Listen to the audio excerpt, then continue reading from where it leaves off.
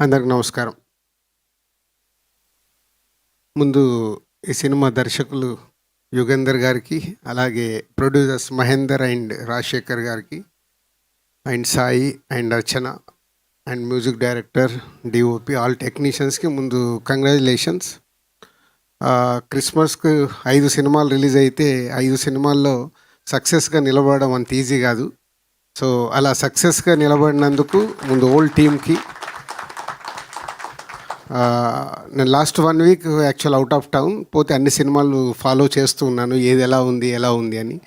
దాంట్లో శంబాలకు 100% మార్క్స్ పడడం, మంచి అప్రిషియేషన్ రావడం, అలాగే సక్సెస్ఫుల్గా నిలబడడం హ్యాపీ థింగ్.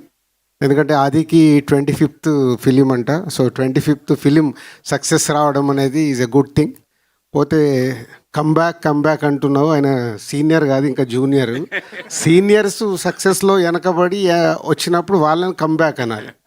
సో కరెక్షన్ చేసుకోండి, ఎందుకంటే ఇంకా చాలా ఉంది. ఇంకా 40 ఏళ్ళు పని చేస్తాడు, అలా నాన్న 50 ఏళ్ళు కంప్లీట్ చేశాడు, అది ఇంకా మినిమం 40 years కంప్లీట్ చేయాలి. సో బొమ్మరిల్లు సినిమా తీసినప్పుడు ఇప్పటికీ నాకు రవి విజిల్ కొడుతున్నాడు.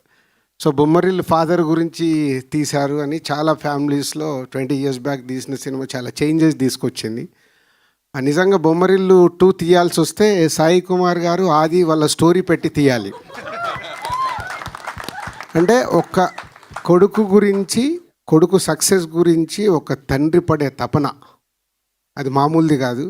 సో దానికే సాయి కుమార్ గారు అంటే బ్యాక్ బోన్. అంటే కొడుకు యాక్ట్ చేస్తే ఆ సినిమాలో పని చేసిన మీ అందరికీ బ్యాక్ బోన్ అయ్యాడు, కొడుకు ఒక్కడికి కాదు, సో హోల్ సినిమాకి. సో తనకున్న relations, is a nice man, అందరితో బాగుంటాడు. సాధారణంగా ఇండస్ట్రీలో అందరితో బాగుండడం కుదరదు, బట్ సాయి కుమార్ గారికి ఒక్కడికి చెల్లింది, అందరితో బాగుంటారు, అందరికి ఈజీగా యాక్సెస్ ఉంటుంది.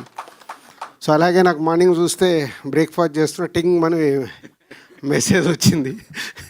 సో అన్ని నేను ప్రోమో, ఇది లాంగ్ బ్యాక్, దీని ప్రోమో ఫస్ట్ రిలీజ్ అయినప్పుడు సాయి కుమార్ గారు పంపించినప్పుడు చూసినప్పుడే చెప్పా all the best, is looking good అని.